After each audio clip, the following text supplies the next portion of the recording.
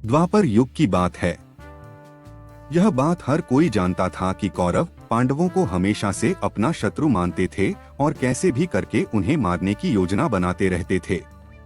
एक बार जब पांचों पांडव और कुंती वारणावर्त नगर में महादेव का मेला देखने गए, तब दुर्योधन ने उन्हें मारने की योजना बनाई। उसने पांडवों के विश्राम के लिए एक लाक्षागृह यानी लाख के महल का निर्माण करवाया। लाख ऐसी चीज है जो जल्द आग पकड़ लेती है। रात को जब सभी विश्राम कर रहे थे, तभी महल में आग लगा दी गई। पांडवों को इस बात का पता पहले से ही चल गया था, इसलिए उन्होंने महल के अंदर सुरंग बना दी थी और वो सभी उस सुरंग के रास्ते सुरक्षित बाहर निकल गए। वहां से निकलकर वो सभी जंगल में पहुंचे और रात गुजारने के लिए एक जगह रुक गए। भीम ने कहा कि आप सभी सो जाइए, मैं यहाँ पर पहरा देता हूँ। उसी जंगल में एक हिडिंब नाम का राक्षस अपनी बहन हिडिंबा के साथ रहता था। वह इंसानों को खाकर अपनी भूख मिटाता था।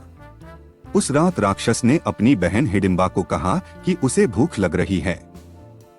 वह किसी इंसान को पकड़ कर लेकर आए। भाई की बात सुनकर हिडिंबा जंगल में यहाँ वहाँ घूमकर किसी मनुष्य को ढूंढने लगी।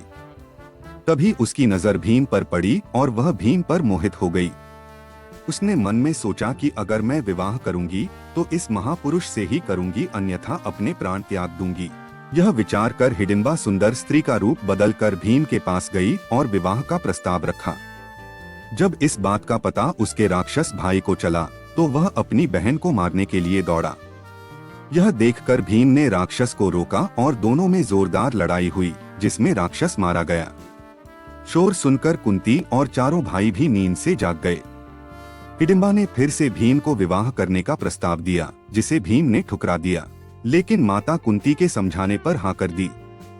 भीम और हिडिंबा का गंधर्व विवाह जंगल में संपन्न हुआ और कुछ समय बाद उनके घर एक पुत्र का जन्म हुआ। उसका नाम घटोत्कच रखा गया। ऐसे ही रोचक और रहस्यात्मक तथ्यों के लिए आप हमारे चैनल को सब्सक्राइब करें और बेल आइकन को प्रेस करें ताकि हमारी सभी वीडियो का नोटिफिकेशन आप तक पहुंच जाए।